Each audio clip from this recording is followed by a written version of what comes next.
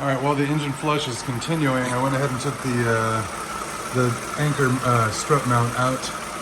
So I went ahead and unbolted these 3 bolts, and then from here, I used a cordless ratchet that I just picked up yesterday. So it did make things a lot easier because these bolts are very long. You've got 3 that go in the base, and then the one that goes in the top near the windshield. If you look at the difference, look how busted this thing is.